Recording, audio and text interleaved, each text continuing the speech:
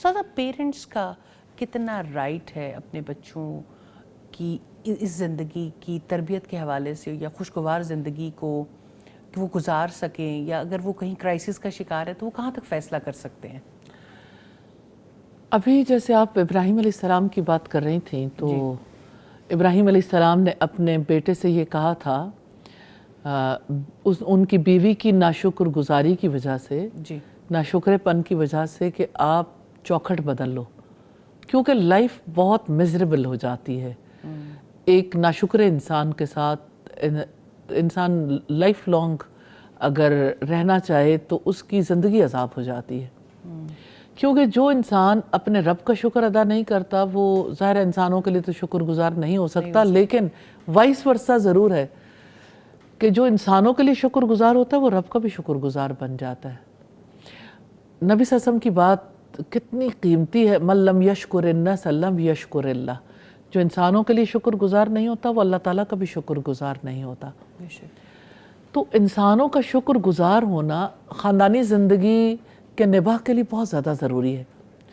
अब इसका मतलब ये है कि अगर माँ बाप ये देखते हैं कि ये शौहर और बीवी के दरमियान अच्छी अंडरस्टैंडिंग तो है, लेकिन बीवी का मिजाज ऐसा नहीं है कि वो अगली नस्लों की तरबियत अच्छी कर सके, तो अगर इब्राहीम अलैहिस्सलाम ने अपने बेटे से ये कहा था चौखट बदल डालो, तो पेरेंट्स कह सकते हैं, ये राय दे सकते हैं, इम्पोज नहीं कर सकते, लेकिन माँ बाप का हुक्म, माँ बाप की बात बच्चे के लिए वैल्यूएबल है।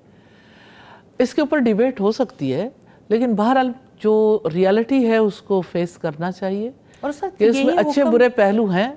अच्छा, दूसरी बात यह है कि ये बात भी अपनी जगह पर इम्पॉर्टेंट है कि अगर एक लड़की अच्छी है, उसका किरदार अच्छा, तो इब्राहीम अलैहिस्सलाम की दूसरी मिसाल भी है कि जब वो गए थे और उन्होंने देखा कि ख़ातून बड़ी शुक्रगुजार है और अपने शौहर के लिए बहुत अच्छे जज्बात रखती है, तो उन्होंने ये हुक्म दिया था कि चौखट को बरकरार रखो।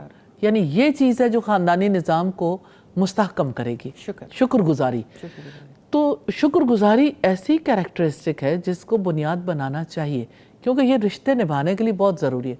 तक़वा है, गॉड फीयरिंग होना, अल्लाह सुब्हानहू तआला के लिए अकाउंटेबल होना, इंसान का इखलास है, इंसान अपने माहौल में एडजस्ट होने के काबिल हो, अपनी रिस्पॉन्सिबिलिटी को पूरा करे, ज़िम्मेदारियों को अदा करने वाला, ओन करे ना अपने रिस्पॉन्सिबिलिटीज़ को, तो रिश्ता बहुत अच्छे तरीके से निभाया जा सकता है। लेकिन अगर आप ये कहें कि पेरेंट्स का राइट है, तो पेरेंट्स के राइट्स तो इतने हैं कि एक बेटे ने रसूलुल्लाह से जब ये कहा था कि मेरा बाप मुझसे मेरा माल मांगता है, तो आपने फरमाया था कि तुम और तुम्हारा माल दोनों तुम्हारे वालिद के हैं।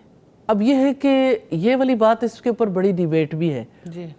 डिबेट ये है कि बेटे की अलग मिल्कियत, अलग उसकी विरासत और सारी चीज़ें मौजूद हैं। ये ख़ास सिनेरियो में बात कही गई कि आप अपने वालिद को इनकार नहीं कर सकते, और ये है कि अपनी ज़रूरियात का बता सकते हो और ये बता सकते हो कि मेरी ये सूरत हाल है, इसमें आप बेहतर डिसीजन कर लें।